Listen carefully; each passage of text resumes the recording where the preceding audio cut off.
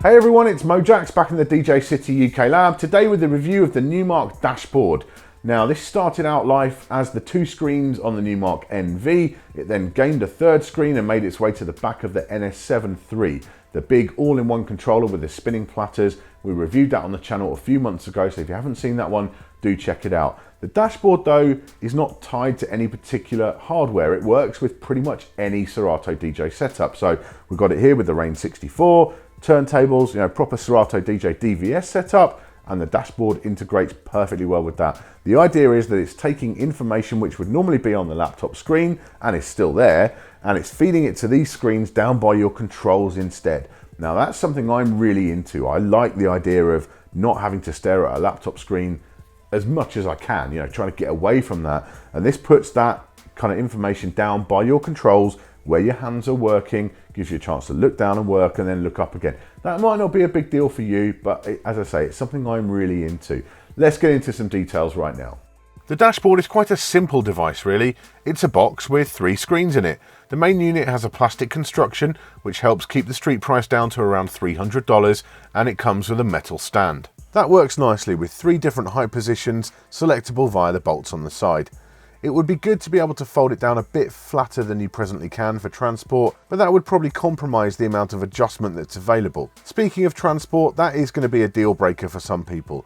The dashboard isn't terribly compact, so if you're a DJ who carries nothing but a small backpack, it could prove to be a non-starter. One of my colleagues sized it up compared to his DJ bag and immediately declared it's a product he could never buy. Personally, I already carry plenty of other gear in a large bag, so it will work for my travel needs, although I'd probably want to invest in some sort of case like the one Magma have just released for the dashboard to keep the screen safe. When it comes to the size, I think Numark have made a good decision sticking to the size found on the NS7 III version. I'd quite like the unit to be bigger when I'm using it with turntables, but I'd like it to be smaller when transporting it. There is no right answer, so somewhere in the middle does do the trick. The screens themselves are very good indeed. Nice high resolution with a fast refresh rate and a decent range of viewing angles. They're clearly visible in daylight as well as in a dark club. The only thing I'd like to see would be a slightly more matte finish on the panels, as glare from lighting can be an occasional annoyance. There are 2 display modes on the dashboard, selected using the buttons on the far sides of the front panel. The first is a browse mode with deck displays on each side and your library in the middle. The library display shows the currently selected crate and will jump back out or into crates depending on what you're doing with your controller. It's important to remember that the dashboard is not a controller, it is just a display. So the button marked sort doesn't actually change the sort order in your crates. Instead it changes which information is shown in that third field on the dashboard. So you can see the BPM of tracks or change it to show key instead, that kind of thing, but it doesn't change the sorting. In this mode you don't get the circular virtual decks, instead you get small and large waveforms along with info like time, BPM and pitch. You also get the effects controls at the bottom, which are common to both modes. It's great to have the names of your effects and the parameters there on the screen, as it makes using effects something you have to think about a lot less with the dashboard in your system. The second view is all about performance. You get the large waveforms stacked in the center screen, with grids and cue points all showing up just fine. Stacked waveforms has always been a big feature in Serato software, so it's important to see them on here. In this mode you do get the virtual deck displays, complete with a countdown bar around them, giving a quick visual indicator of time remaining. That overview waveform stays on there and you gain a display of auto loop lengths and beat jump if you use that option. It's cool that the dashboard will detect if you're scrolling through your library with your controller or mixer by switching to library mode. Once you've loaded a track or after a few seconds of inactivity, it goes back to the performance mode if that's what you've got selected. Looking around the back of the dashboard you find the power socket. It does require mains power, a USB output to your computer and 2 USB sockets for connecting other kit. Now you can use one of those for a USB hard drive, so you're not sacrificing a port to use the dashboard, and even an additional controller or something. I had a DDJ SP1 hooked up during most of my testing. The manual does suggest you can hook up your controller or mixer to your computer via the dashboard, using it as like a pass-through. But I'd recommend you still follow Serato's usual advice of connecting your main controller, mixer or interface directly to your laptop. I did test it using the dashboard as a pass-through device with a few things, and it was fine with powered stuff, but when I hooked up a Pioneer SB2 controller and a DDJ SP1 via the unit at the same time, it didn't work. Both items work fine separately, so it has to be some sort of power issue. You know, this is a common thing with USB. Again, I'd say just play it safe and don't try and run a ton of bus-powered kit all at the same time. That was the one and only time in testing I had any problem with the dashboard though. I hooked it up with every piece of Serato DJ hardware I could find in the lab and everything worked smoothly. Obviously it is going to fit better with some equipment physically, but in terms of performance everything worked equally well.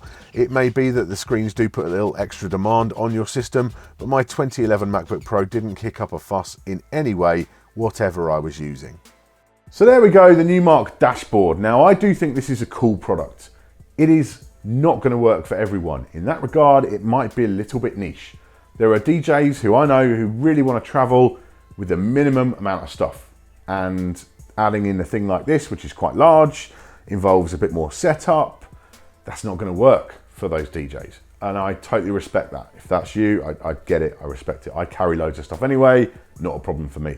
There are also DJs who maybe don't see the value in having screens down by your controls. I do. Again, you know, for me, getting that laptop screen out of my face has been a priority for the last couple of years now. I find it much better to have displays on my controls and near my controls where I can actually just look down, do my business, and then look back up at the crowd. There's no laptop in between me and the crowd getting in my face. I like that a lot. You might not see the value in that. There are also DJs who use equipment and don't have any kind of extra controls. So if you've got a mixer which doesn't have any kind of controls for track loading and so on, if you don't use dicers or an SP1 or anything like that, or an AFX, then you're going to be in your laptop anyway doing your track loading and scrolling and all that kind of stuff. You're going to be doing your cue points from the actual laptop keyboard, in which case the dashboard is kind of redundant because you're moving stuff away from the controls you're using and moving it somewhere else. So actually it's going to have the opposite effect of what it should do. So again, for those kind of DJs, yeah, not that practical. Ultimately, this is a product that you will look at and you'll either say that is the dumbest thing I've ever seen, there's no way I'm going to buy that, or you're going to look at it and go, yeah, I need that in my life. And I lean towards the latter camp there, without a doubt.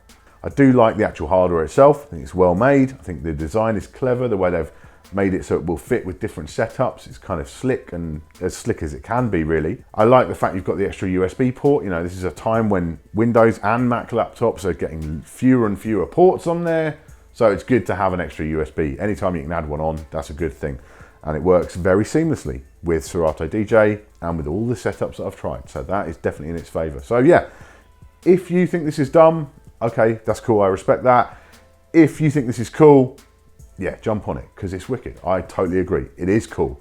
And the actual performance of it does not disappoint. Thank you for watching today. Make sure you subscribe for all our future tips, tricks, and product reviews. I'll see you soon.